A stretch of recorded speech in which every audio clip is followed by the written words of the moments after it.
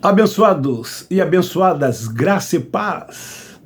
Hoje, sábado, dia 6 de julho de 2024. Hoje eu estou gravando um pouco mais cedo, por volta de 18 horas e 30 minutos. Eu quero desejar a todos vocês uma excelente final de noite de sábado. Uma noite muito abençoada.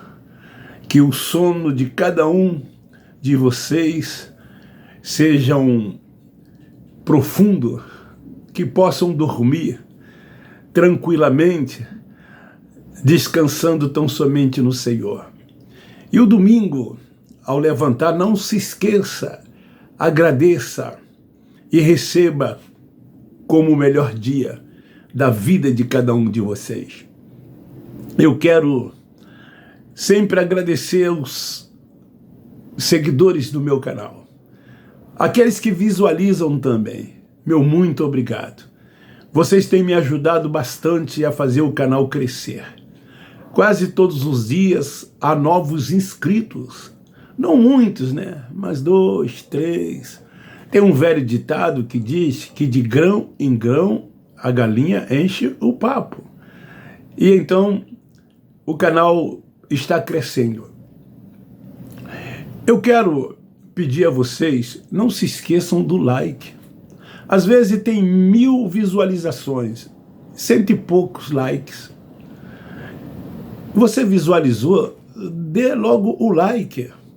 Dizem, eu não entendo disso, que quanto mais like, o YouTube recomenda por si mesmo o canal a outros. Então é uma maneira também de fazer de ajudar o canal a crescer. Faça um comentário, nem que seja mandando um abraço para um outro irmão, tá? Divulgue, compartilhe, coloque nas suas redes sociais. Eu sei que tem irmãos aí que coloquem, porque eles dizem para mim, irmão, estou divulgando nas minhas outras redes sociais. O tema de hoje é: que grande e glorioso dia do Senhor é este? A religião te engana, ela mente para você. Eu quero ler em Atos dos Apóstolos, capítulo 2, o versículo 20. Quando diz assim: o sol se converterá em trevas e a lua em sangue, antes de chegar o grande e glorioso dia do Senhor. O sistema religioso, evangélico principalmente, eles creem que este dia vai chegar, este dia vai acontecer tal como está escrito aqui no texto. Porque as interpretações feitas por eles são literais. Tal como está escrito, é tal como eles acreditam e ensinam. E fazem de cada texto isolado um ponto doutrinal. E é isso que nós combatemos. Não são os nossos irmãos, porque eles são filhos de Deus também. Tenho sempre dito que a diferença deles para nós é que o véu está posto. É por isso que você não deve discutir nem debater com esses que entram lá e escrevem uma porção de baboseira. O véu está posto. Espiritualmente, eles estão cegos. Eles são cegos que guiam outros cegos e são cegos guiados por outros também. Eles leem Moisés. Eles não creem na escatologia consumada. Eles seguem o Cristo Nazareno. Eles estão antes da cruz. Fazem obras. Imitam o Jesus de Nazaré. Se eles imitam o Jesus de Nazaré, o que é que vocês querem deles? Jesus de Nazaré era o quê? Um judeu. Um homem nascido de mulher, que veio para cumprir a lei e buscar e salvar as ovelhas perdidas da casa de Israel. Se ele veio para cumprir a lei, ele cumpriu as 613 leis do Torá. Ele frequentava templo, ele ia aos montes, ele jejuava, ele mandava dar a Deus o que era de Deus, ele cumpria os ritos, ele cumpria os cerimoniais. Então tudo quanto estava na lei, ele cumpria. Ele disse: eu vim cumprir a lei. E ele cumpriu toda a lei. Ele disse: tetelestai. Ele disse: está consumado. Então, eles que ainda estão dentro desses templos que eles chamam de igrejas, eles seguem quem? O ressuscitado? O Pai dos Espíritos? Ou segue o Nazareno? O Nazareno, nos dias da sua carne. Eles ainda não despertaram, eles ainda não acordaram. Paulo diz assim: desperta tu que dorme, levanta-te dentre os mortos e ele te esclarecerá. Como eles vão ser esclarecidos? Se estão dormindo, se ainda não se despertaram. Como o Espírito Santo pode esclarecê-los se ainda estão dormindo? Nós não, nós acordamos, nós despertamos desse sono da indolência. Levantamos dentre os mortos, porque nós éramos como eles, mortos espiritualmente também. Até que veio o entendimento. O Espírito Santo nos deu esse entendimento.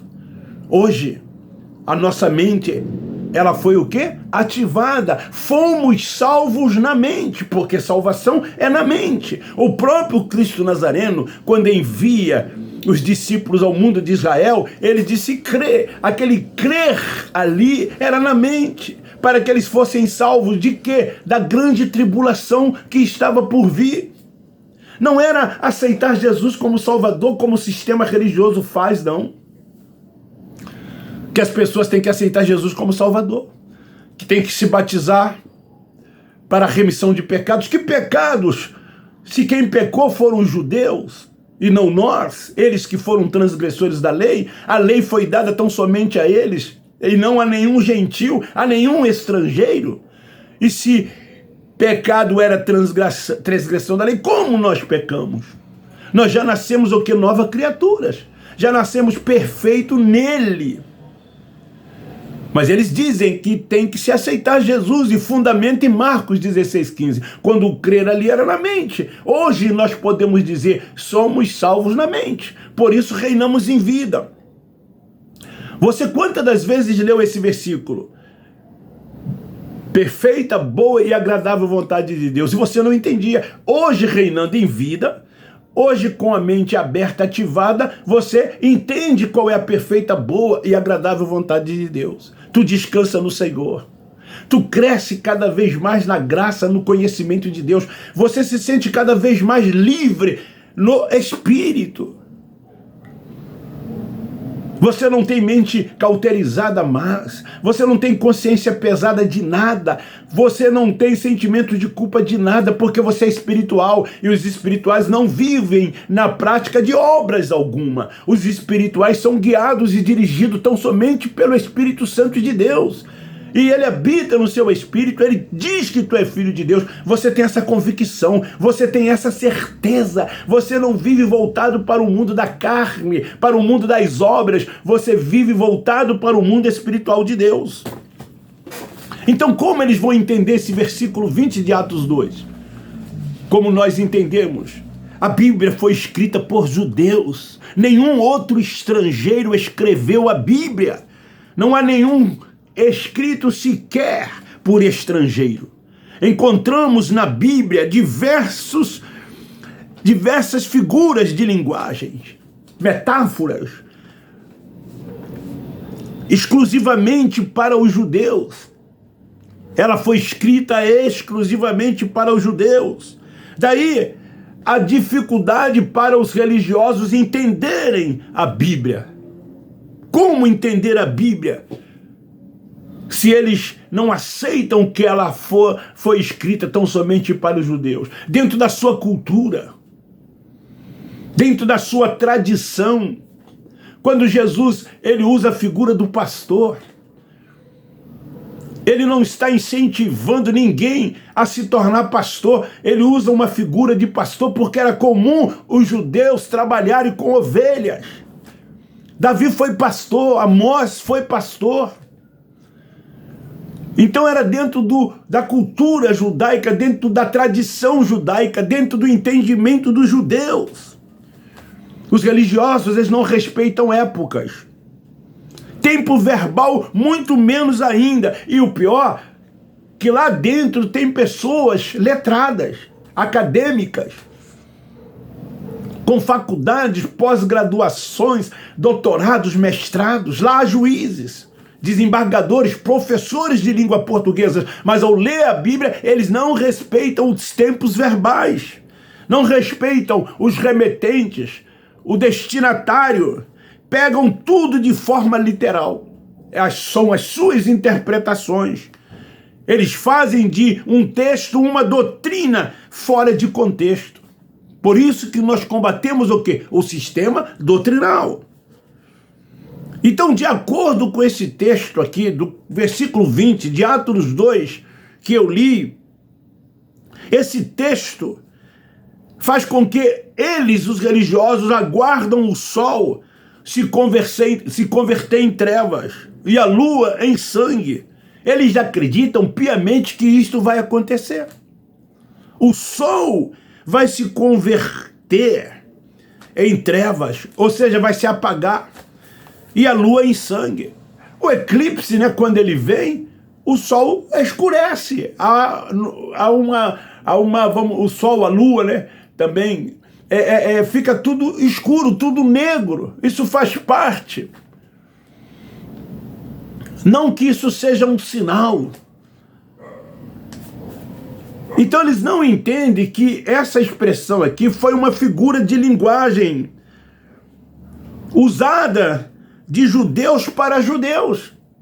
Por isso que está escrito assim, uma figura de linguagem, uma metáfora usada, uma vez que a Bíblia foi escrita pelos judeus e nunca por nenhum outro estrangeiro, então dentro da cultura judaica, para que eles pudessem entender. Era uma expressão muito usada e entendida por eles.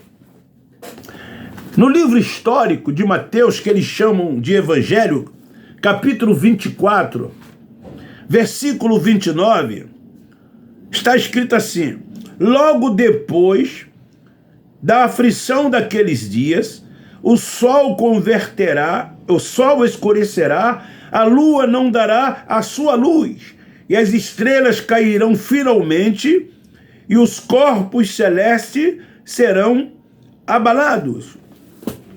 Olha aqui. Olha aqui. Uma metáfora. Olha aqui uma figura de linguagem usada pelo próprio Nazareno, que era o quê? Judeus. Então Jesus usou o quê? Essa figura de linguagem. Por quê? Ele estava dizendo isso a quem? A nós. Ele estava dizendo que isso iria ocorrer nos fins dos tempos, esses fins dos tempos que os religiosos evangélicos ensinam, que ainda irá acontecer. Já se passaram mais de 2000 anos, por ocasião da vinda de Jesus, que eles ainda aguardam, que eles ainda o esperam. Jesus estava se referindo a esses dias ensinados por eles? Lógico que não. Lógico que não.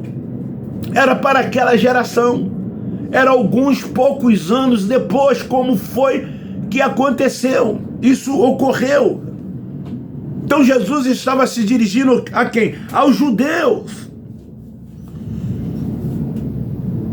Em Apocalipse, capítulo 6, esse livro que eles chamam de escatológico, que ainda vai acontecer, tudo que nele está escrito, no capítulo 6 de Apocalipse, no versículo 12 e 13, olhei, passado, pretérito, enquanto ele abria o selo, houve um grande terremoto, o sol tornou-se negro, como saco de silício, e a lua tornou-se como sangue. As estrelas do céu caíram sobre a terra, como quando a figueira, sacudida por um vento forte, deixa cair os seus figos verdes. João também falou disso. João também usou o que? Figuras de linguagem. João também usou metáforas. Esses elementos eram aqueles usados naqueles dias como figuras de linguagem, como metáfora. Isso não era literal, como eles interpretam de forma literal. Por que que João usou essas metáforas? Por que que o Cristo Nazareno usou essas metáforas, essas figuras de linguagem? Era para simbolizar poderes. Isso apenas simbolizavam poderes. Não queria Cristo dizer, não queria João dizer que literalmente aquilo iria acontecer, mas era para simbolizar poderes, forma de governo, etc. e tal. Autoridades. Era isto que essas metáforas queria dizer. Em Gênesis, primeiro livro, Gênesis 1, 18, está escrito assim: para governar o dia e a noite. Quem é que governa o dia? O sol. Quem é que governa a noite? A lua. Para fazer separação entre luz e as trevas. Noite simboliza trevas. Dia, a luz. E viu Deus que isso era bom. Está escrito aqui o quê? Para governar. Então era símbolos de quê? De autoridades. Era símbolos o quê? De governo. O sol era o quê? Governo. O sol é um governo. Ele governa o quê? O dia. A lua é um governo. Ela governa o quê? A noite. Então os judeus usavam isso como figura, como metáfora. Eu vou pegar um outro caso em Gênesis capítulo 37. Os religiosos não aceitam, não. O véu está posto. A mente está atrofiada. 37:9 de Gênesis. Teve ainda outro sonho. Quem? José. E os contou a seus irmãos, dizendo: tive como sonho, e era que o sol e a lua e suas estrelas inclinavam perante mim. José estava falando aqui literalmente que o sol que governava o dia, que a lua que governavam a noite e que as estrelas que estavam nas abóbodas celestes se inclinaram a ele? Não. Eram o que isso? Figuras, metáforas. No sonho que Josué teve, então ele estava aqui dizendo que, tal como o sol governa o dia e como a lua governa a noite, ele estava dizendo que os seus irmãos iriam se inclinar para ele. Este dia grande e glorioso que os religiosos ainda aguardam e esperam acontecer, vai ocorrer ou já aconteceu? Esse grande e glorioso dia do Senhor já aconteceu. Ele já ocorreu. Então, naquele sonho de José, eram seus irmãos. Porque José se tornou o quê? Governador do Egito. Os seus irmãos foram ao Egito, seu pai, que simbolizava digamos, o sol, a sua mãe, que simbolizava a lua, e as estrelas, os seus irmãos, se inclinaram diante dele, quando ele governava o Egito. Foram lá, se prostraram, aqueles que o venderam foram lá e se prostraram diante de José. Em Isaías, capítulo 13, versículos 9 e 10. Olha o que diz aqui. Vede, o dia do Senhor vem, horrendo como furor e ira ardente, para pôr a terra em assolação e para destruir do meio dela os pecadores. Quem eram os pecadores? Quem foram que transgrediram a lei? Eu não vou responder não, fica aí para você. Quem foram os pecadores? Quem foram os transgressores da lei? As estrelas dos céus e os astros não darão a sua luz, o sol se converterá ao nascer e a luz não fará resplandecer a sua luz. Metáforas, figuras de linguagem, tudo metáfora para mudança de governo. Isso aqui que Isaías profetizou, sabe para quem foi? Contra a Babilônia. Foi contra a Babilônia. Olha o que diz o versículo 17. Vede, eu despertarei contra eles os medos que não farão caso da prata, nem tampouco desejarão ouro. Isso foi contra a Babilônia. Tudo metáfora para mudança de governo.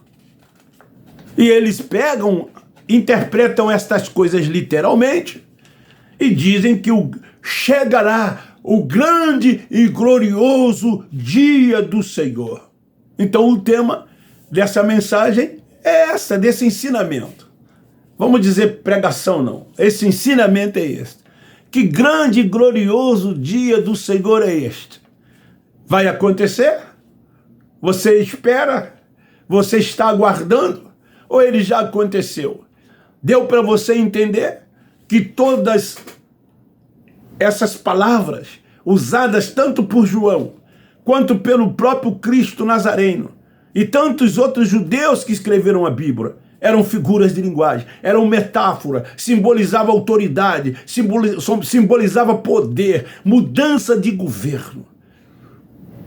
Contra a Babilônia, contra os medos, contra os persas, contra os assírios, contra os sírios, contra as nações que se tornaram inimigas do povo de Deus. Então fala-se de autoridade, de governo. É isso que simboliza. Isso não tem nada a ver com interpretação literal. Nada disso vai acontecer. Isso já ocorreu, isso já aconteceu. Então, o meu tempo já esgotou. Eu peço que você dê like, que você se inscreva, que não é inscrito, que você divulgue, que você compartilhe. O meu muito obrigado. Eu te agradeço. Beijo no seu coração, um forte abraço. Eu termino dizendo que nós, da graça de Deus, amamos vocês.